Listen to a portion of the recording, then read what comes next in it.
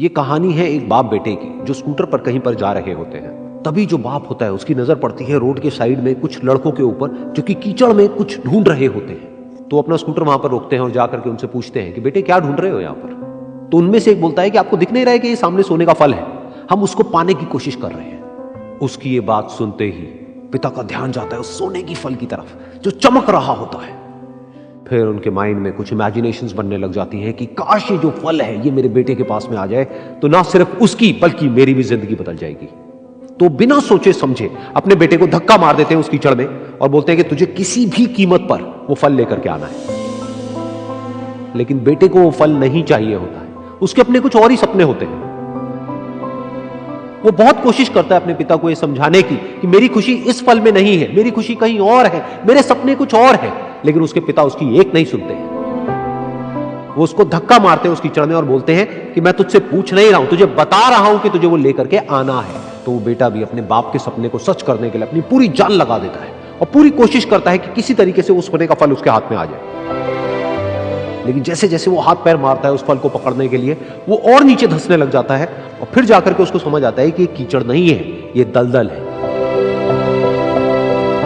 वो चीखता है, चिल्लाता है, अपने पिता को आवाज लगाता है, लेकिन उसके पिता उसकी एक नहीं सुनते। बोलते हैं कि बहाने मत बना, और भी लोग हैं वहां पर जो कर रहे हैं, तो जब वो कर सकते हैं तो तू क्यों नहीं कर सकता।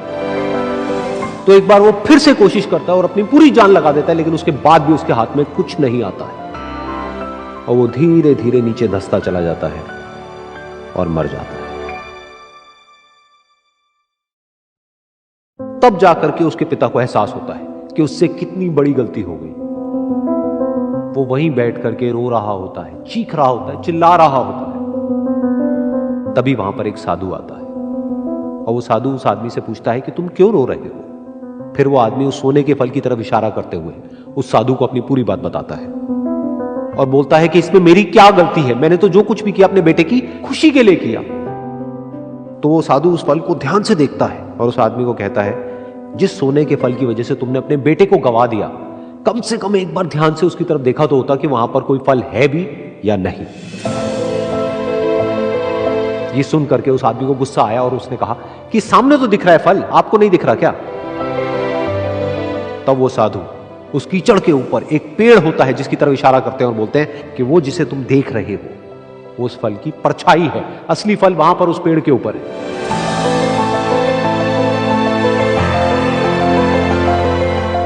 फिर वो साधु उस आदमी को बोला कि अपने बेटे को जबरदस्ती धक्का देने की बजाय और उसको बताने की बजाय कि तेरी खुशी किसमें है, अगर तुमने उससे पूछा होता कि बेटा तू बता तू क्या करना चाहता है और तेरी खुशी किसमें है, तो ना सिर्फ तुम्हारा बेटा जिंदा होता बल्कि हो सकता है कि उसके हाथ में वो असली सोने का फल भी होता।